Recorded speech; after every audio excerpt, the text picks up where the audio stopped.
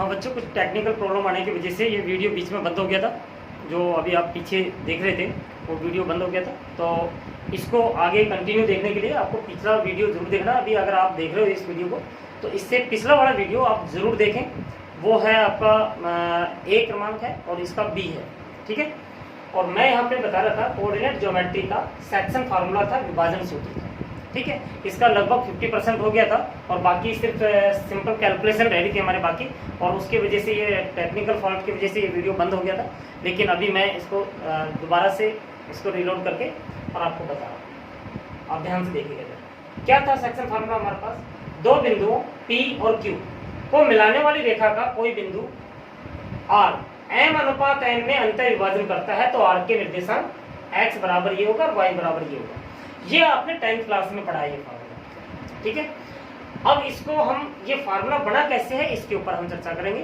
तो अब यहाँ पे देखिए आप, इन दो बिंदुओं को मिलाने वाला P जो है X1 Y1 है, X2 Y2 है, Q इन दोनों को मिलाने वाला P से Q तक की ये लाइन है हुई हमारे पास। P के निर्देशांक है X1 Y1 और Q के निर्देशांक है X2 Y2। अब हम यहाँ पे मान लेते हैं कि R कहीं पर कोई पॉइंट है यहाँ पे, जो एक्स वाई जिसके निर्देशांक मैंने माने हैं निकालने मेरे को, ये मैंने मान लिया एक्स वाई है और ये m अनुपात n में ये विभाजित कर रहा है इसको, ठीक है। अब मैंने क्या किया, P से एक लंब डाला, R से एक लंब डाला, RB एक्स अक्ष के ऊपर एक लंब डाला और एक QC लंब डाला एक्स अक्ष के ऊपर, और उसके बाद P से RB पर एक लंब डाला PD और R से RE QC पर एक लंब डाला RE। और इस तरीके से मेरे पास दो ट्रायंगल बन गए थे और इन दोनों ट्रायंगल्स के अंदर हमने देखा था कि ये एंगल इस एंगल के बराबर है और ये 90 डिग्री का एंगल है। अगर इसके दो एंगल से बराबर हो गए, इसका मतलब होगा तीसरा एंगल तो ऑटोमेटिकली बराबर हो जाएंगे, क्यों? क्योंकि तीनों का सम 180 डिग्री होता है। इसका मतलब हो गया इसकी दोनों त्रिभुजों के तीनों कोण आपस में बराबर हैं, और जब तीनों कोण बराबर हो जाते हैं तो वो क्या कहलाता है? समरूप त्रिभुज कहलाते हैं। और अगर ये दोनों समरूप हो गए तो इनकी संगत भुजाओं का अनुपात बराबर होगा, और वो संगत भुजाओं का अनुपात कौन सा होगा?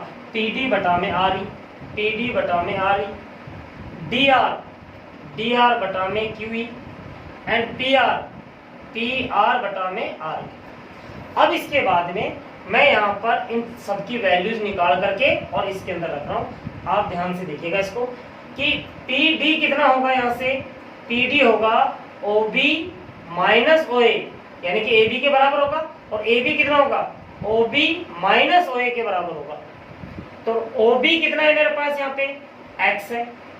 OA कितना है मेरे पास? X1 है। तो कितना हो जाएगा ये? X माइनस X1 बटा में RE कितना होगा? यहाँ से यहाँ तक का डिस्टेंस माइनस यहाँ से यहाँ तक का डिस्टेंस, ये डिस्टेंस। तो ये कितना था? X2। ये कितना है? X।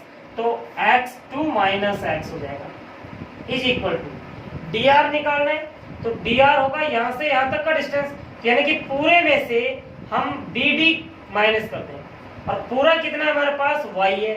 BD कितना है? AP के बराबर है। AP कितना है? Y1। तो यानी कि Y में से Y1 लेस कर देंगे। इसी प्रकार से QE निकालेंगे, QC में से CE माइनस कर देंगे, और CE कितना है? BR के बराबर। BR कितना था? Y। तो ये हो जाएगा Y2 minus Y is equal to PR M था और ये M था। इन दोनों का अनुपात तो हमें दिया हुआ था, M अनुपात N है। दो समीकरण बना लेंगे, X minus X1 by X2 minus X is equal to M by N, और दूसरा हो जाएगा Y माइनस Y1 बटा में Y2 minus Y is equal to M by N। तिरछा गुणा कर लीजिएगा।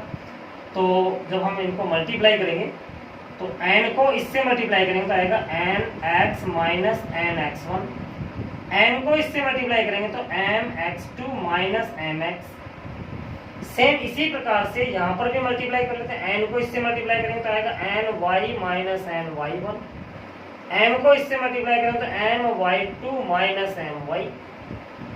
तो यहाँ से हम n कॉमन, ये मैंने गलत कर दिया, हाँ ठीक है, mx2, ये हमें तो किसकी वैल्यू निकालनी है? x की।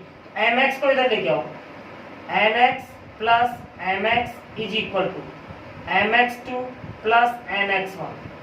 इसको मैंने इधर ट्रांसफर कर दिया, mx को इधर लिया है क्योंकि मुझे x का मान निकालना था। तो यहाँ से x कॉमन आएगा, क्या बचेगा m plus n is equal to mx2 plus nx1। और यहाँ से भी मैं ऐसे ही करता हूँ कि my को इधर ले आता हूँ, ny plus my is equal to my2 यहाँ पे था ही प्लस ny1 हो जाएगा। यहाँ से मैं y कॉमन निकाल लेता हूँ तो क्या बचेगा m plus n is equal to my2 plus ny1। ठीक है बच्चों, अब क्या करना है, y का मान कितना हो जाएगा यहाँ से, अगर y का मान मैं यहाँ से निकालूं तो y बराबर होगा my2 प्लस ny1 बटा में m प्लस n। और यहाँ से मैं x का मान निकालूं तो कितना आएगा, x is equal to mx2 plus nx1 बटा में m प्लस n। तो इस प्रकार से करके हम इन दोनों की वैल्यूज निकाल देंगे यहाँ पे, mx2 प्लस nx1 बटा में m प्लस n। और यहाँ से y की वैल्यू आ जाएगी my2 प्लस ny1 बटा में m प्लस n। अगर ये दिखाई नहीं दे रहा तो मैं यहाँ पे लिख देता हूँ, x is equal to mx2 plus nx1 बटा में m प्लस n। और यही तो हमने निकाले थे x और y की वैल्यूज।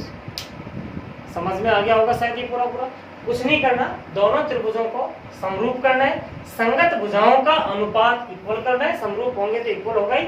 और इसके बाद इसको और इसको इक्वल लेना है, इसको और इसको इक्वल करना है, सॉल्व कर देना है इसके बाद। तो ये था हमारे पास सेक्शन फार्मूला, विभाजन सूत्र। अब यदि ये तो था अंतः विभाजन, और अगर बाह्य विभाजन होता, मान लेते हैं कि r पॉइंट यहाँ ना होकर के यहाँ होता कहीं पे, तो इसको और ये m अनुपात n, यानी कि यहाँ से यहाँ तक का डिस्टेंस m हो जाता और यहाँ से यहाँ तक का डिस्टेंस n हो जाता।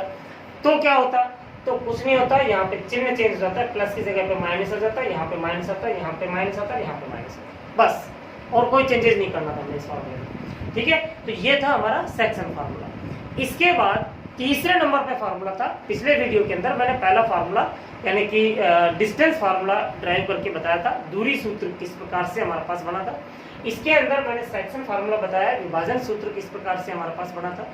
अब तीसरे नंबर पे जो था वो है हमारे पास कौन सा, एरिया ऑफ ट्रायंगल, यानी कि एक त्रिभुज का क्षेत्रफल, उसको भी निकाल लेते हैं। देखिए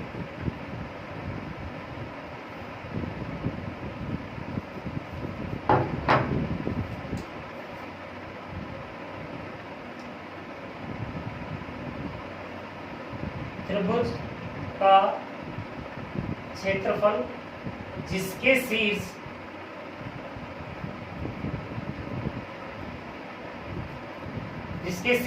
A x1 y1 B x2 y2 तथा C x1 y1 x3 y3 है।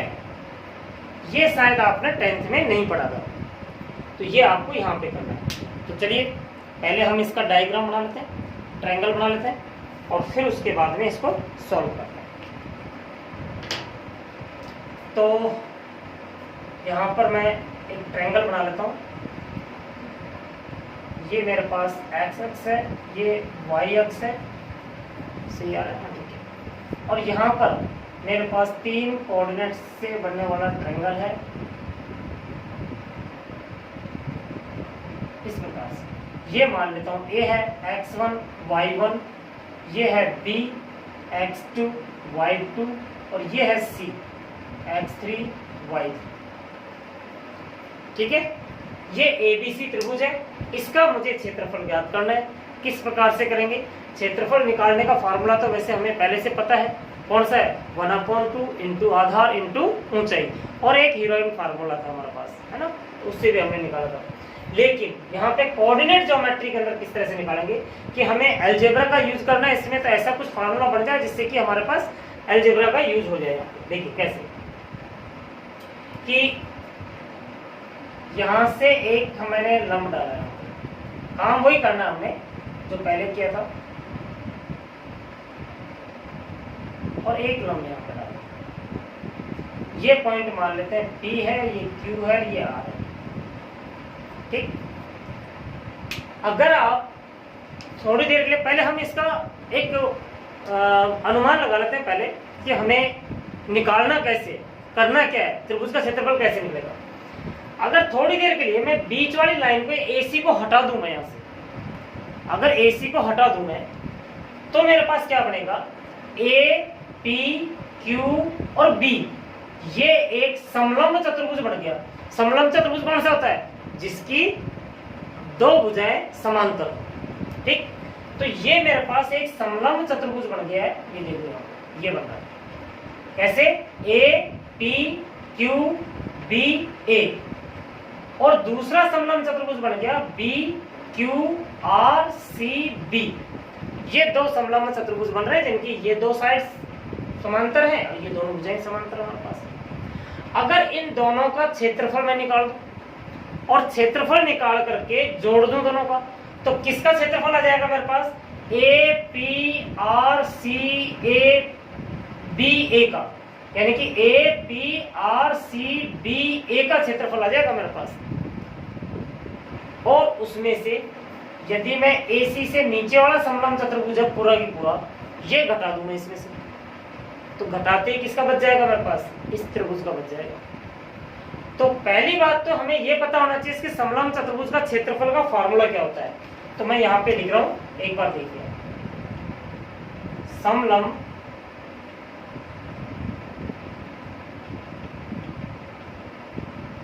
चतुर्भुज का क्षेत्रफल बराबर क्या होता है, 1/2 समांतर भुजाओं के मध्य दूरी मल्टीप्लाई। एक तो ये दोनों समांतर भुजाएं हैं, ये दोनों समांतर भुजाएं हैं, यार ये समांतर भुजाएं, इनके बीच की दूरी मल्टीप्लाई में क्या होगा, समांतर भुजाओं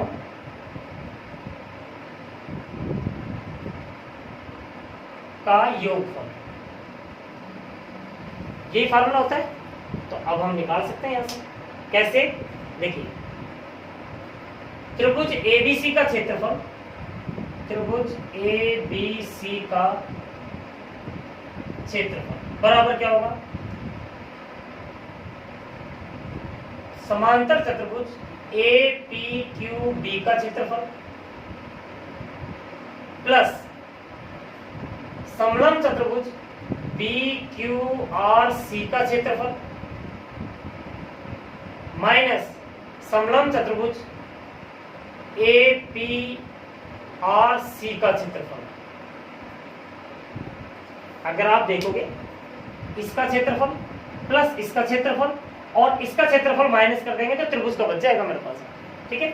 चलिए निकालते हैं एक एक करके।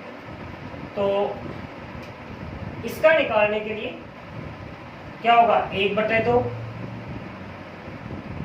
मल्टीप्लाई में क्या फार्मूला बताया था, समांतर भुजाओं के मध्य दूरी। समांतर भुजाएं कौन कौन सी हैं, AP है और BQ है। इन दोनों के बीच की दूरी कितनी है, यहाँ से यहाँ तक का डिस्टेंस माइनस यहाँ से यहाँ तक का डिस्टेंस, यहाँ से यहाँ तक x2 है, यहाँ से यहाँ तक x1 है, तो यानी कि ये हो जाएगा x2 माइनस x1 इनटू समांतर भुजाओं का योगफल, यहाँ से यहाँ तक का डिस्टेंस y1 है, यहाँ से यहाँ तक का डिस्टेंस y2 है, तो यानी कि y1 प्लस y2 प्लस 1/2। इसका क्षेत्रफल निकालने के लिए यहाँ से यहाँ तक का डिस्टेंस कितना होगा, यहाँ से यहाँ तक का x3 और यहाँ से यहाँ तक का x2, x3 में से x2 घटा देंगे और इन दोनों का योगफल कितना होगा, ये y2 है ये y3 है, ये आ जाएगा y2 प्लस y3 माइनस 1/2। अब मुझे ये पूरा लेना है नीचे वाला, तो कितना होगा, इनके बीच की दूरी कितनी होगी, यहाँ से यहाँ तक तो है x3, यहाँ से यहाँ तक है x1, तो x3 माइनस x1 और इन दोनों का योगफल कितना होगा, y1 plus y3, y1 plus y3, 1/2 common आ रहा है और मल्टीप्लाई कर लेते हैं सबको। मल्टीप्लाई करेंगे कितना आएगा, x2 y1, इसको इससे करेंगे plus x2 y2 minus x1 को y1 से minus x1 y2 plus x3y2 plus x3y3 minus x2y2 minus x2y3।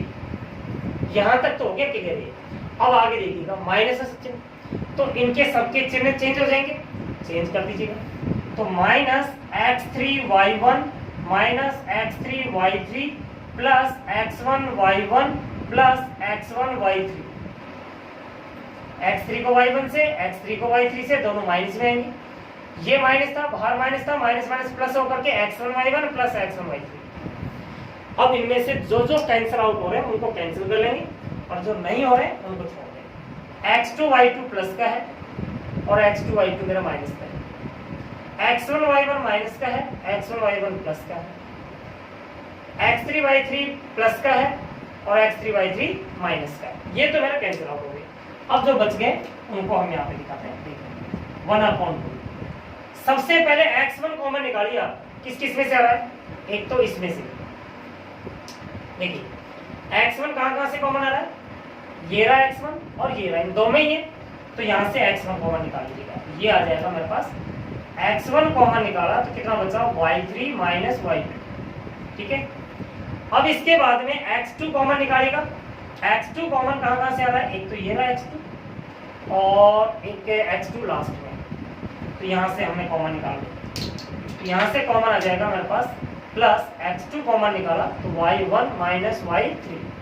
अब बाकी जो बच गया मेरे पास वो x3 होगा, तो x3 कॉमन निकाल लेंगे तो कितना बचेगा? y2 माइनस y1 और ये निकल गया। इसको हमें थोड़ा सा चेंज करके लिखेंगे और किस प्रकार से देखिए,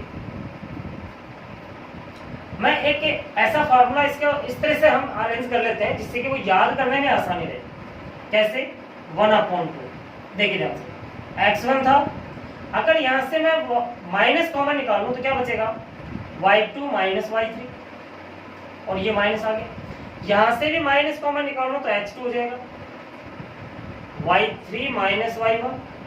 यहां से भी माइनस कॉमन निकालूं तो ये आ जाएगा minus x3, y1 minus y2। ठीक है। और यदि मैं इन तीनों में से, यहां से भी माइनस है, यहां से भी माइनस है, यहां से भी माइनस है, इनमें से सब में से माइनस बाहर ले लो तो बाहर हो जाएगा, ये प्लस का हो जाएगा, ये प्लस का हो जाएगा, ये प्लस का हो जाएगा। ठीक। और दूसरी बात कि एरिया कभी भी नेगेटिव नहीं हो सकता, इसका मतलब वो मोड में आता है।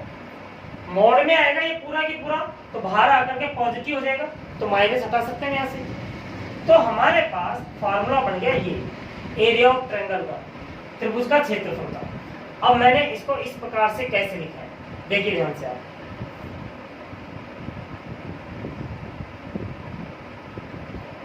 ये पॉइंट था x1 y1, ये पॉइंट था x2 y2, ये पॉइंट है मेरे पास x3 y3।